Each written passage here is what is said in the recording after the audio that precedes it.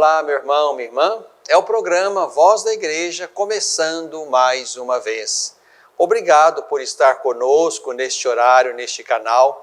Estamos começando o mês de fevereiro e vamos avançando na direção do futuro, onde nos encontraremos com Deus, onde avançamos para contemplar aquele que amamos e em quem nós cremos.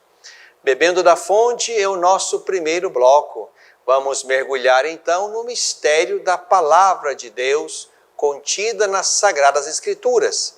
E vamos dialogar com Deus, aprender de Deus, mergulhar no mistério de Deus. Se você tem por perto a sua Bíblia, vamos tomar então o texto da liturgia deste domingo, o quinto domingo do tempo comum. Vamos pegar o texto de Lucas, capítulo 5, versículos de 1 a 11. Certo dia, quando Jesus estava à margem do lago de Genezaré, a multidão se comprimia ao redor dele para ouvir a palavra de Deus. Jesus viu 2 barcos à margem do lago. Os pescadores, tendo descido dos barcos, lavavam as redes. Jesus subiu num dos barcos, o de Simão, e pediu que se afastasse um pouco da terra. Então sentou-se e do barco Jesus ensinava as multidões. Quando acabou de falar, Jesus disse a Simão: vai mais para o fundo e lançai vossas redes para a pesca. Simão respondeu: Mestre, trabalhamos a noite inteira e nada apanhamos, mas por tua palavra lançarei as redes. Agindo assim, pegaram tal quantidade de peixes que as redes se rompiam. Fizeram sinal aos companheiros no outro barco, para que viessem ajudá-los. Eles vieram e encheram os 2 barcos a ponto de quase afundarem.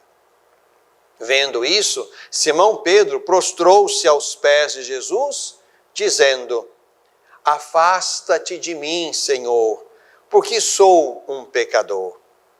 De fato, à vista da pesca que haviam feito, o espanto tomara conta dele e de todos os que o acompanhavam, bem como de Tiago e João, filhos de Zebedeu e sócios de Simão. E Jesus disse a Simão: não temas, doravante serás pescador de homens. E depois de levar os barcos à terra, deixaram tudo e seguiram Jesus. Meu irmão, minha irmã, neste ano estamos lendo o Evangelho de Lucas, o terceiro evangelho na nossa Bíblia. E vamos então aprendendo com o Senhor Jesus, fazendo-nos discípulos, indo com Ele, deixando-nos formar pela sua palavra. O texto de hoje diz que ali estava Jesus na margem do lago de Genezaré e uma multidão se apertava ao seu redor para ouvir a palavra de Deus. Nós, como igreja também, vamos atrás do Senhor para ouvir dele a palavra de Deus. Ele anuncia a palavra, ele é a palavra. Então temos na liturgia desse domingo este belo texto, onde nos encontramos então com a vocação de Pedro, aqui na narrativa do Evangelho de Lucas, como também a pesca milagrosa, a partir da qual Jesus então, usando da imagem da pesca, dá também a Simão e a ele, através dele, a igreja toda, a missão de pescar outros para Deus, para o reino, para o Evangelho. Farei de ti pescador de homens. Vamos então, meu irmão, minha irmã, partilhar um pouquinho da beleza deste texto que lemos. Estamos no capítulo 5 de São Lucas. Qual é o cenário? O cenário é ali à margem do lago de Genezaré, também chamado Mar da Galileia, Mar de Tiberíades. Aqui estamos diante da mesma porção de água.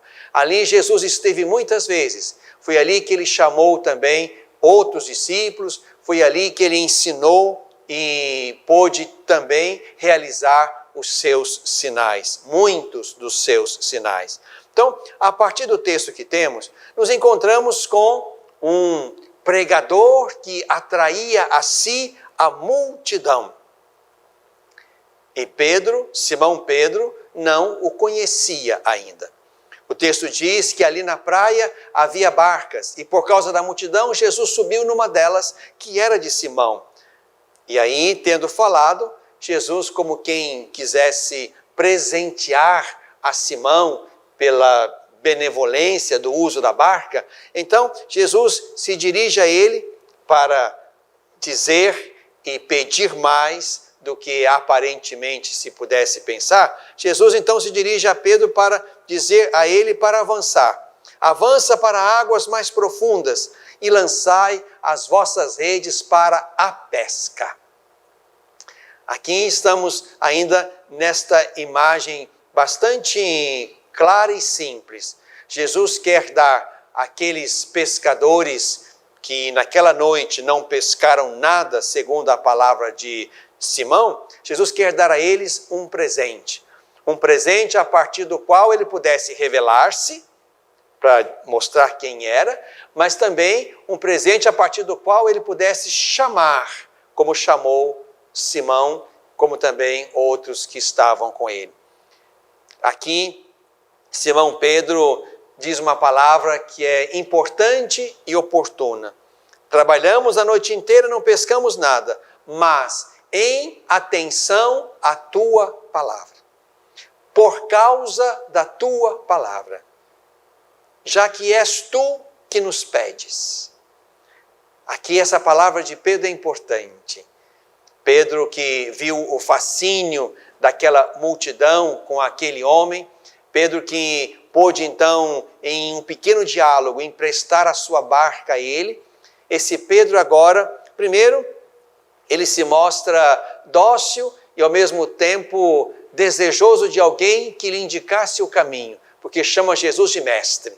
Mestre, mestre, nós trabalhamos a noite inteira e não pescamos nada, mas em atenção à tua palavra vou lançar as redes.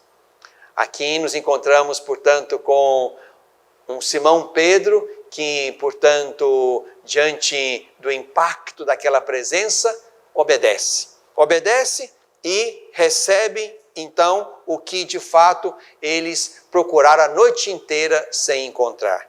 Peixes. 2 barcas cheias de peixes. Mas aqui estamos diante apenas de um dos sinais, ou de uma das intenções de Jesus, mostrar quem ele era. Aqui estamos diante de uma pesca milagrosa. Mas a coisa avança. E a partir dessa pesca, que espanta Pedro, que quer se desculpar por ser pecador, Senhor, afasta-te de mim porque sou um pecador. Mas é exatamente aí que Jesus, então, olhando para aquele homem, tomando a partir da sua condição de pescador e de pecador, é naquela situação que então Jesus o chama para aquilo que Jesus quer precisar de Pedro e da sua vida e da sua presença no mundo e na igreja. Não tenhas medo, de hoje em diante tu serás pescador de homens. Aqui estamos diante então de um homem que deixa a sua barca de pescar peixes no mar e avança para a barca da comunidade de Jesus. Barca que deve atrair outros. E aqui numa bela e tranquila disposição de saber que é um pecador Pedro, que vai também ao encontro de outros pecadores para trazê-los a Jesus, para trazê-los a Deus. Tu serás pescador de homens. Para dizer que é assim que Jesus quer contar com os seus colaboradores. Jesus sabe dos limites de Pedro, como sabia também dos limites dos outros apóstolos que ele chamou, mas quis contar com eles. Pecadores que na via da conversão querem trazer outros pecadores para o caminho, para a igreja, para a barca. O texto diz que levaram as barcas para a margem, deixaram tudo e seguiram a Jesus. Aqui no plural, como quem diz que outros também foram com Pedro. Por isso, meu irmão, minha irmã, que a liturgia deste final de semana nos leve de fato a tomar consciência e posse da nossa missão. Deus quis contar comigo e com você. Aqui não vale dizer o quanto nós somos fracos e pecadores. O que importa, o que de fato importa, é que nesta nossa condição nós queiramos ir com Ele. Não queiramos deixá-lo e não queiramos também ficar no mesmo lugar. Pecadores que a partir de Cristo, do Mestre Jesus, vamos nos deixando converter. E vamos também nos colocando na disposição bonita e missionária de trazer outros para Ele. Assim é a igreja, assim são os ministros da igreja, assim são os consagrados e consagradas, assim somos nós todos, povo de Deus na igreja. Cada um com seus limites, suas fraquezas, mas todos numa via de conversão e todos num bonito caminho missionário, trazendo outros para Jesus, pescando outros para Deus e para a igreja. É aí que vamos fazendo com o Senhor um belo caminho, um caminho de vida, um caminho de salvação. Bebemos da fonte.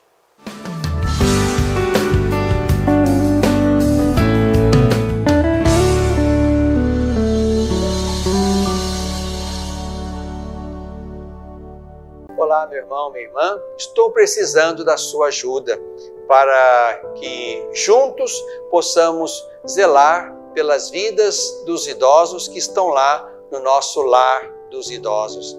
Precisamos da sua ajuda para manter aquela casa. A sua pequena contribuição mensal, fazendo-se amigo do lar, vai nos ajudar a comprar medicamentos, comida, material de higiene, material de secretaria, pagar a folha de funcionários, também aquilo que diz respeito aos gastos mensais daquela casa. Você pode ser, portanto, um amigo do nosso lar dos idosos. Aqui no telefone que está na tela, você pode então ter mais informações de como nos ajudar nessa obra de cuidado da vida. Ajude-nos, é o nosso pedido. Obrigado pelo seu sim.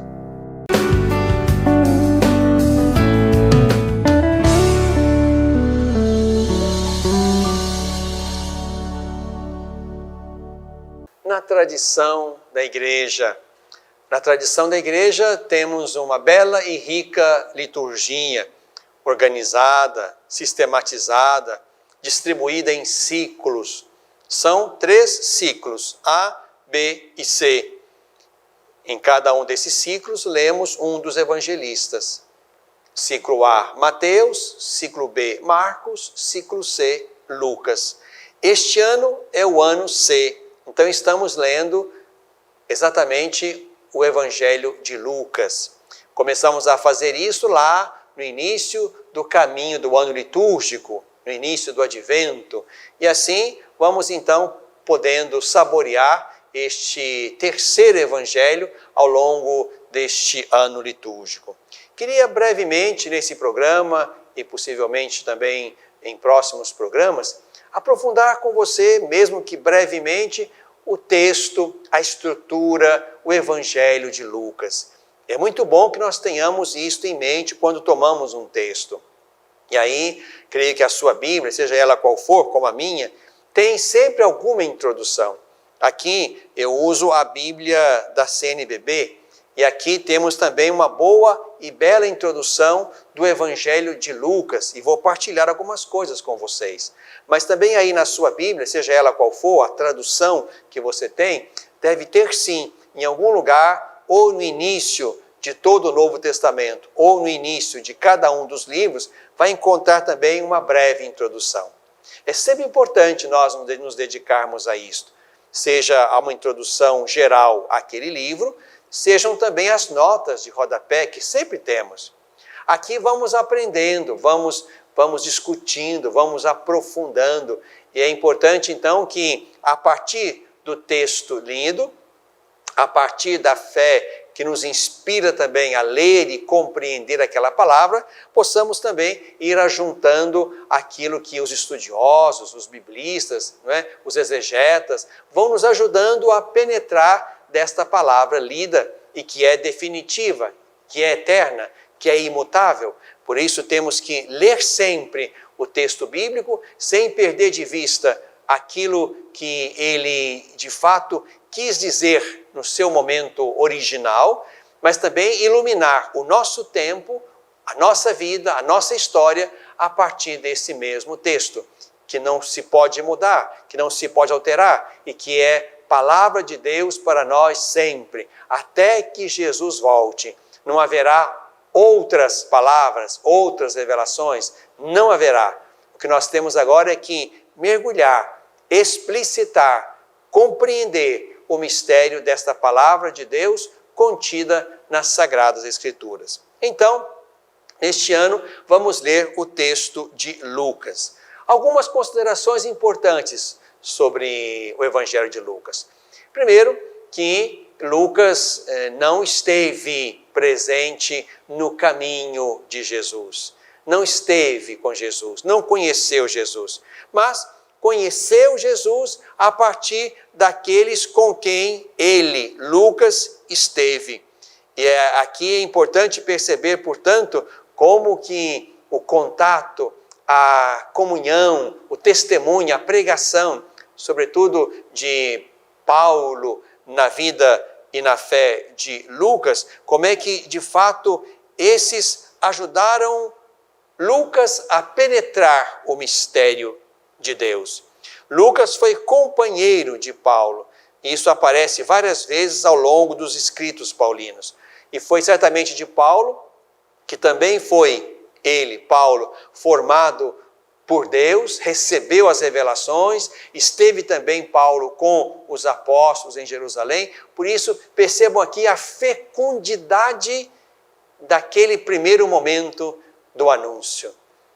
Ali nos encontramos com homens e mulheres que não estiveram, que não viram o Senhor Jesus, mas que creram. Creram naqueles que deram testemunho, naqueles que pregaram, que anunciaram e fizeram isso de tal forma que tocaram o coração de Lucas e de outros tantos que não estiveram na primeira hora com Jesus. Mas é importante então perceber que Lucas já é uma geração que, não tendo estado na primeira hora, formou-se pela pregação, pelo espírito missionário, pelo anúncio querigmático da fé que os primeiros fizeram, a ponto de isso também chegar a Lucas e ele se tornar discípulo do Senhor Jesus. Isso é uma coisa importante. Uma outra coisa importante é que nós não podemos perder de vista os dois livros, as duas obras de Lucas, e elas são complementares, o Evangelho e o livro dos Atos dos Apóstolos.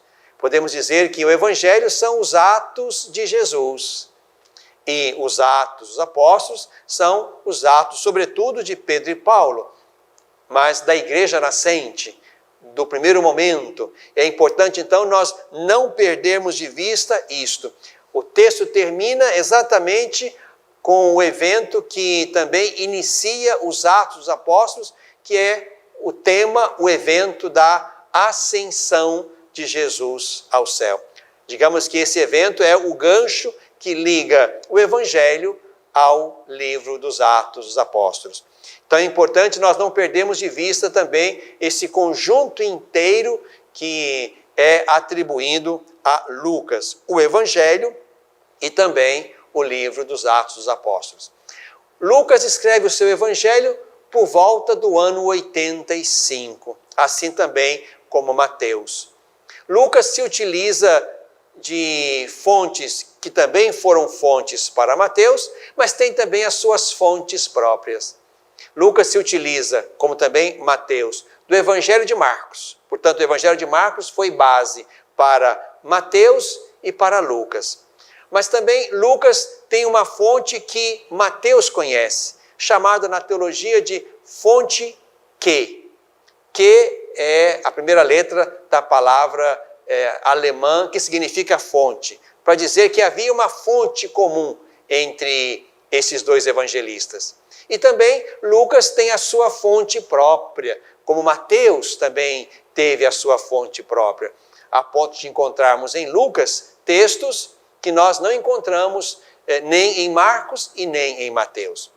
Então percebam que Lucas então tem como seu patrimônio espiritual bonito, como o seu patrimônio a partir do qual também vai se basear para escrever a um tal Teófilo, como nós lemos nos primeiros versículos do Evangelho. Então, para escrever a este tal Teófilo, então, Lucas também investiga cuidadosamente tudo aquilo que desde o princípio foi escrito.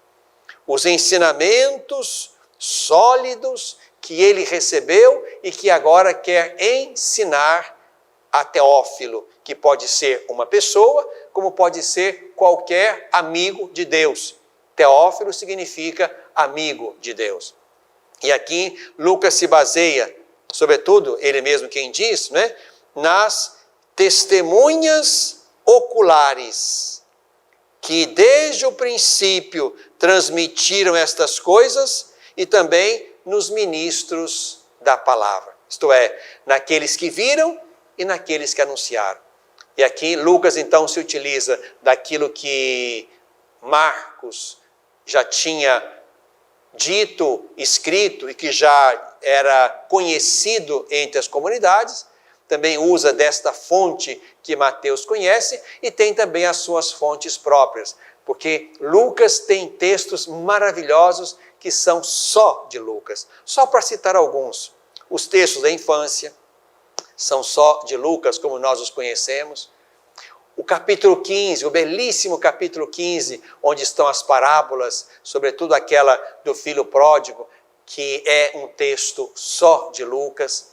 O diálogo entre Jesus e o ladrão lá na cruz, que oferece exatamente também aquele homem que crê nele a salvação. Jesus faz isto porque Lucas é o evangelho da misericórdia, é o evangelho da compaixão, é o evangelho das entranhas de Deus. Por isso é bonito perceber isso em Lucas, e isso, digamos, são elementos próprios que Lucas captura da tradição oral ou de outras tradições existentes e traz isto para o seu evangelho.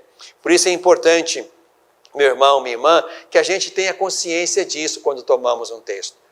Além disto, Mateus escreve para judeus convertidos ao cristianismo. Lucas já escreve para um outro público. Lucas escreve para, digamos, os pagãos, os gentios, aqueles de cultura greco-romana, isto é, aqueles que já estavam, portanto, já bastante envolvidos e imbuídos em filosofias, ideologias e até mesmo em outras tradições religiosas. Lucas destina o seu evangelho a estes. E a estes quer mostrar também a misericórdia de Deus, quer também convidar a estes para fazer um caminho com Jesus, para ir com ele, para subir com ele a Jerusalém, para experimentar a sua salvação. Tudo isso é importante e tenho certeza que aí, na introdução da sua Bíblia, você vai encontrar estas informações, como também outras que são importantes para a gente poder avançar neste ano litúrgico, conhecendo bem o evangelista que vai nos ajudar a penetrar o mistério de Cristo. Não deixe de fazer isto. O dever de casa dessa semana, portanto, vai ser você tomar aí a sua Bíblia e encontrar a introdução ao Evangelho de Lucas e fazer uma boa leitura. Isso vai ajudar você, a mim também, a tomar um texto de Lucas e perceber que ali, nesse texto, há intenções. Nesse texto há um olhar. Nesse texto há um coração missionário que quer dirigir-se aos pagãos, aos gentios, para atrair a Jesus também esses irmãos e irmãs, já que o Evangelho é salvação para todos aqueles que o acolhem e são capazes de ir com Jesus. No coração deste tempo.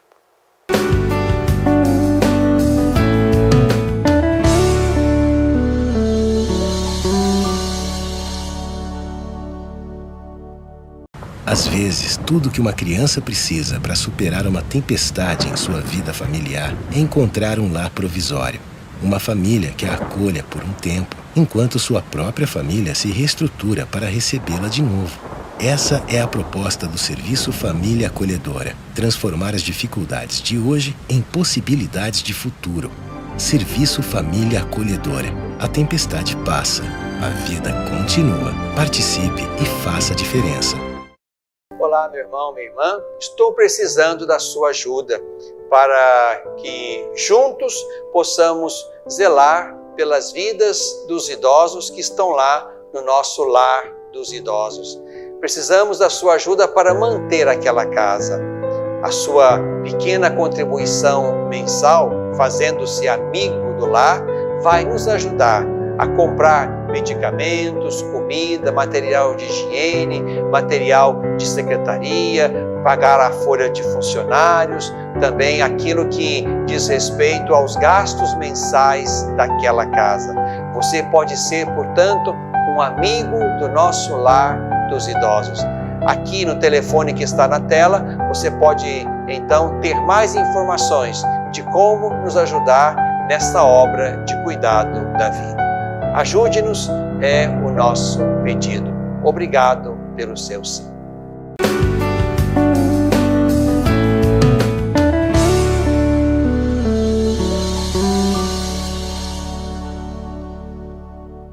Na tradição da igreja, há uma bela história, um belo testemunho de solidariedade e compromisso com a vida. Quero, neste último bloco do nosso programa, meu irmão, minha irmã, convidar você mais uma vez para ser solidário neste momento em que as chuvas e as enchentes perturbam e, de fato, colocam grandes e graves dificuldades à vida de muitas pessoas e famílias e comunidades.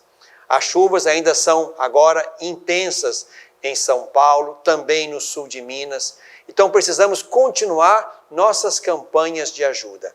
A Cáritas brasileira, como também a Cáritas regional Minas Gerais, essa Cáritas está completamente disponibilizada neste momento para o socorro das vítimas, das famílias, nesse momento difícil, trágico, onde já há também dezenas de mortos, sobretudo em São Paulo. Então quero convidar você para ser generoso.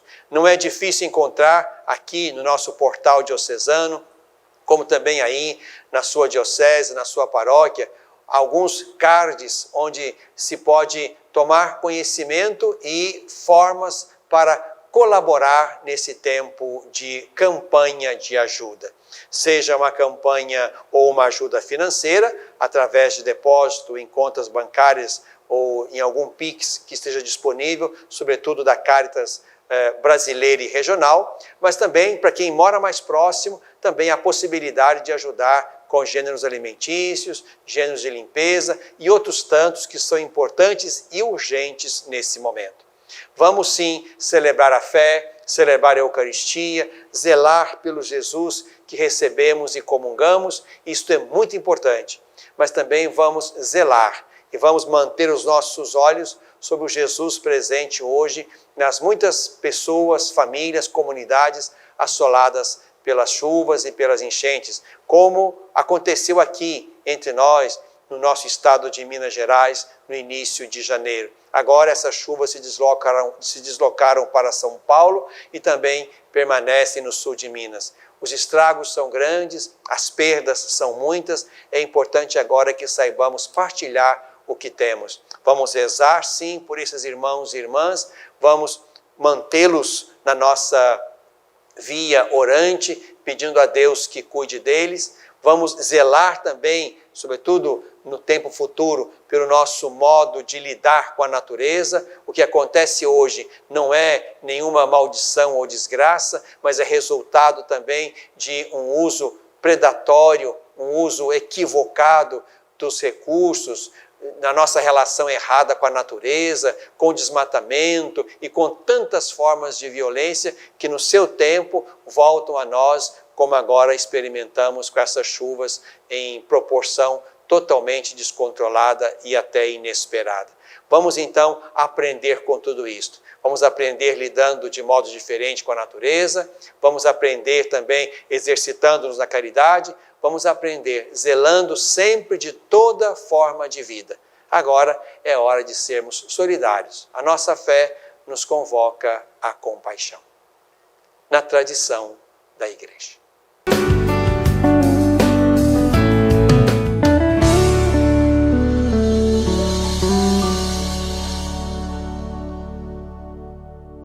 Educar para a vida. Formar homens e mulheres para a plenitude. Uma educação católica. Lembro-me bem, quando era criança, da importância de minha família em toda a minha educação. Aprendi que a fé e a razão, o conhecimento, são bases que se complementam para se formar um ser humano íntegro. Valores e virtudes fundamentais para ser quem eu sou e sempre agir com coração e alma para alcançar os objetivos mais altos.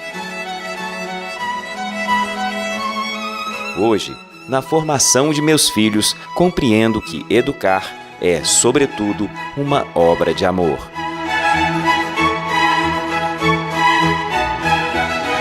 Colégio Magnífica. Educar para a plenitude. Pré-matrículas abertas.